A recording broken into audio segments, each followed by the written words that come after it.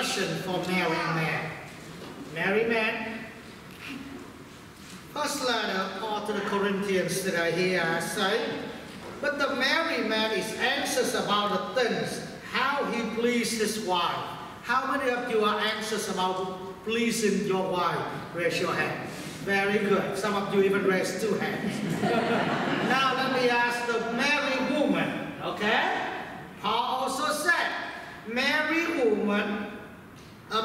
woman, on the other hand, is anxious about the things, how she may please her husband. How many married women anxious about pleasing your husband? Raise your hand. Good. So, since I am neither married man nor woman, I will not make your life anxious about pleasing your spouse. But I will do one thing. Paul said, an unmarried man is anxious about one thing, how he may please the Lord. So my homily today will be helping you and me to anxious about pleasing the Lord. Make sense? First of all, congratulations to Tim. No, you're not Tim, never mind. But to Tim Booth and Polo. Yesterday, I went to St. Joseph in America. The bishop admitted both of them to be a candidate for the permanent deacon programs. We use congratulations. And grateful to your family who walk with you on the journey, because you are a married man. You anxious about how to please your wife, and when your wife is happy, the Lord is happy. You know, so that's how it works. So it's harder for you guys because you have to please. Be a deacon, you have to please both your wife and the Lord and your pastor. Okay? We used to have Daniel also in the program, but Daniel put a hold on the study, because if I have known that, I would never ask you now, Daniel. He worked full-time, he go to school full-time for his graduate degree, and he also go to school for the diaconate program. And I said, I don't want you to die, because when your wife is not happy, I'm not happy. Okay? The Lord is not happy. So Daniel is put that on hold. He will come back after he finishes graduate studies as well. And as you heard yesterday, the bishop spoke in Spanish a little bit, and he said that how important that is. And before Mass, I shared with the priest in the back that I'm so proud that my American church have the candidate who speaks Spanish, and the bishop say that's important, because you know, when you go out and walk, if you have a priest who can learn how to celebrate or read the Mass, but then you have the deacon do the teaching, you know, all those things. It's important. But anyway, grateful for that. By the time they ordain Rick, you and me can retire, okay? Anyway, so being a lifelong Catholics, or being at the church for a long time, parishioners like you deal with the things of changes in your life a lot. Priests change. If you're in a big church, the assistant change every 2-3 years. The pastor change 5, 6, 2, sometimes 10 years. But you experience those changes. And every time when a new pastor coming in, what does he do? He changes things. He has different ways of doing things and running things. Not that the previous pastor was wrong. It's just a different way how to do it. And sometimes you like it, sometimes you don't. We experience changes in our life all the time. I walked into the Harvey's the other day, and I was like, dude, there's a pandemic around here. You know, I just came back from vacation from our trip. I said, they bought everything on the shelf. I was like, huh? What happened around here in Evansville County? I only missing for 1 week. You know what that is, right? They close in the store. They will open a new one called Bilos, I think, or whatever, Food Lions, whatever they are. But you know, we go to different store because there's different food of that store is good. So it changes. Every time you have a new mayor, a sheriff in town, they say there's a new sheriff in town. Every time you have a governor, it changes. Every time you have a president, that's where the changes come the most. Doesn't matter, they Democrat or Republicans. They call them executive orders. Changes are part of life. But who gave them the power to change? Who gave the pastor the power to change? The CEOs have the power to change. The mayor, the sheriff, well, because they have that power, that authority by the virtues of the office that they hold, correct? As a pastor, as a president, as a mayor. But today we see a guy who came and teach with his own power and authority. People was amazed at his teaching. And the gospel tells us today that they was amazed that his way of teaching was new. But he taught with authority. He taught with authority. His new way of teaching. How many of you actually in your life now as a Catholic have met priests teach the way that I teach? Or say the word that I say? What you laughing at? That means no, right? No priest ever tell parishioner publicly, nobody likes you. What are you doing here? Did I tell you just put the money in the basket and go home and you still show up? How many parishioners you ever heard that? So my new way of teaching probably shocked a lot of you when I first came here. Am I right? You was like, oh, this guy is weird. I don't know if I like him or I don't. And you've been with me. The bishop asked me the other day, how happy am I here? I say, I am very happy to be here. And he asked, how happy is the people that you are here? I said, Bishop, the one who stay are happy. The one who didn't already left. And that's true. I'm not saying that to make it funny. It's a reality. The one who's not happy, because I am not a gray area type. I either black or white. It is or it is not. And if they have to deal with that every day, they just what I'm out. So by what authority can I do that? Well, he appointed me to be pastor. But today we hear Jesus teaching with authority. His new teaching. What it means to be authority? It came from the word author. By his word, all things was created. And John tells us the word become flesh. So the word that created everything is now among us and teaching. He doesn't have to invoke constitution number so-and-so or amendment number so-and-so. He didn't have to invoke the Torah, the Moses law, the law of Abraham. He invoked his own power to teach. And people were amazed. We deal with that all in our life. I remember when I became the pastor many years ago, they told us, don't change anything in the church. I know every one of you, don't change the things in the church. Don't move anything, including for the first 6 months, even trash can. You don't move the trash can.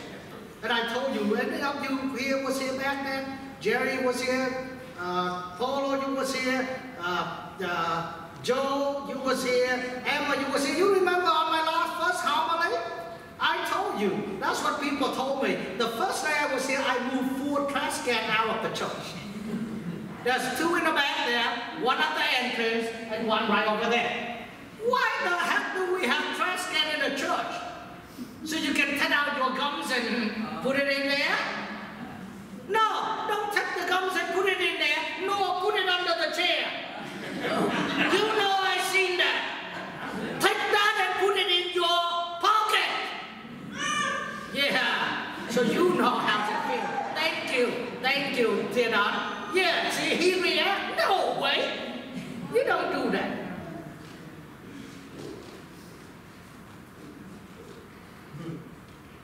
The reflection is, do God have authority over my life? He does have the power, we know that. But does he have any say in my life? In my words spoken? In my mind thinking? In my decision making? Or he just an afterthought of all those things? That I already make my thinking, I already decide what I want to say and do, and then I tell God, now, get it done. Does God have that any authority over what I think, do, and done?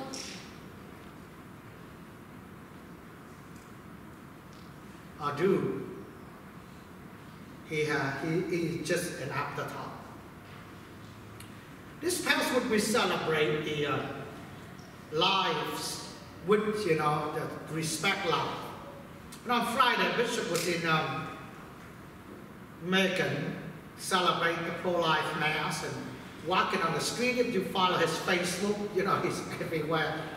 With his tall figure, he holding the signs and walking on the streets. And I like the sign because he held up the same sign that I have been held up many years. From womb to tomb. Respect life. It's not just the matter of abortion. Now, it is the beginning. It's the first and the most important. But it's not just that. Because a person must have the right to life before I have enjoyed every other life. But if we just focus on that, then we neglect all the parts of their whole life that we hope to take care of. You see what I'm trying to say? It's just from womb to tomb. But I look at that and I reflect. When was the last time I actually saw a leader of the church walking on the street with the people holding up signs? How many of you actually seen that in your life? Raise your hand. One person saw it. I mean, none of us. Of course they have authority. Leaders of the church have authority to write letters. But do they practice that authority in their life? And for that, I'm just so grateful. I look at that pictures and I should say, I'm just grateful that it's that there, being part of that. Writing letters with authorities are easy. Put the signatures on a document are easy. I could do that. No, I don't do that. I have different people who write for me. And I stopped writing. After the miscommunication with Bishop, now Archbishop Hartmeyer about the buildings. Remember that? And if you remember that? I don't know where I wrote that, but he understood that, and he said, he wrote to me, and I couldn't find it anyway. So I just stopped writing. But we can sign, that's authority. But that authority becomes part of our action. We have a lot of authority over issues in life. Do we use it? Or we would say exactly like what the devil said today. What does this have to do with you? You see, everybody was amazing with Jesus' teaching and authority, but they didn't know who he is. The only dude who knows God is the devil. And the devil invoked what most of us do today. What does it have to do with you? Why do you have to speak up? It doesn't have to affect you. It affects somebody else. What does it have to do with you? They tell Jesus, hey, I know who you are. You see, I'm pretty good. I'm the only one in this whole amazed crowd. Know who you are? Isn't that great? I know I'm doing it wrong, then, but don't you do anything. Don't worry, don't spit it. Let me do the bad thing, because it has nothing to do with you, God. Am I right? Am I right? And that's exactly what we do. It doesn't affect me. It affects somebody else. And when we zip our mouth, we don't spit up for that. What did Jesus do today? He said, well, he didn't say, I say, shut up. He didn't say that part. I say. Yeah. He said, no, he didn't say shut up. He said, quiet and get out. When was the last time you and me say that? Quiet, get out, stop that. we just say, all right, that's okay. It doesn't affect me. That's I don't mind.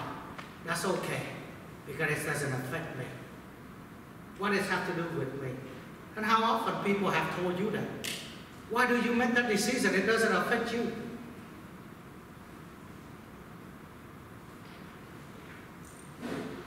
It does affect, because God is the one who has authority.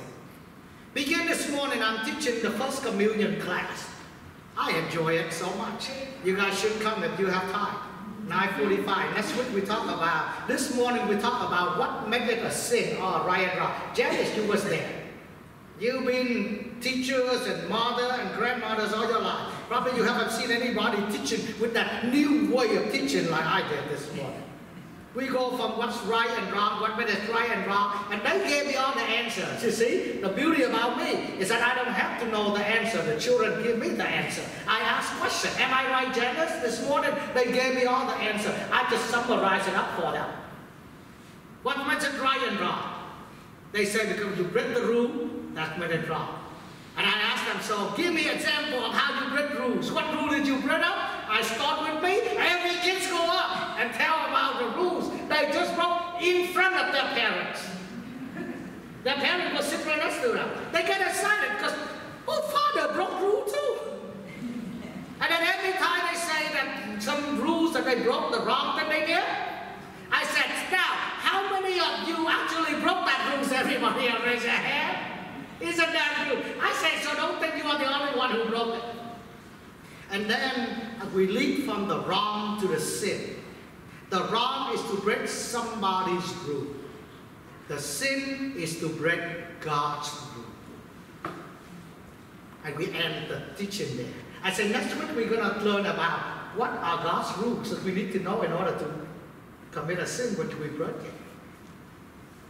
In 20 minutes this morning on the teaching, and it was beautiful. I asked everyone if they gave me all the answer. You should come. Maybe you learn something from it. 9:45. Do God have that authority? Or we will say, what does it have to do with me? The law doesn't affect me. I'm just quiet. I don't want to lose some friend over that. Don't worry about losing friend. Worry about losing God. It's your job and my job by the virtues of our baptism to be priests, prophets, and king. Remember I gave the homily on that on the feast of the baptism of the Lord? The promises that you made? So in order to be a prophet, this is meant for us to speak God's will. Am I right? And then the first reading today, from the book of Deuteronomy, it ends with, for those who profit me, now let me read it, make sure I did it right. But a prophet presume to speak in my name, he will leave. Got it? If you and I prophet, which means speaking what is God's will, we will live. If he doesn't, he shall die. And I know back then probably they think about a physical death. But today, in the New Testament, the death in life is not the physical.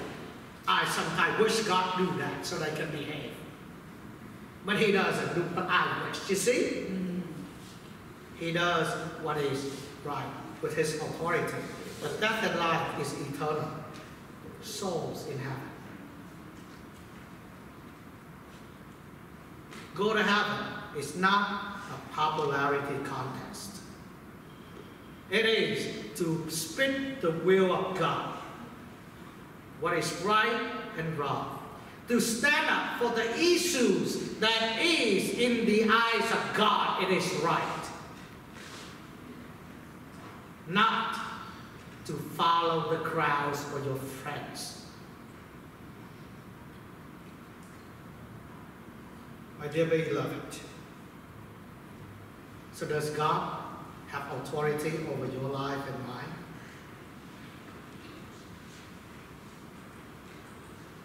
If he hasn't, allow him to have that authority. your word, deeds, and decision, and begin to speak His will so we may have life. And don't ever say, what does it have to do with me? It doesn't affect you. That reason doesn't dwell right with God. He said, be quiet, get out. He didn't say, you're right, it doesn't affect me, it's only affect those people. He said, be quiet, get out. May you and I do the same until we get to heaven. May what we do give the glory to God. Amen? Amen.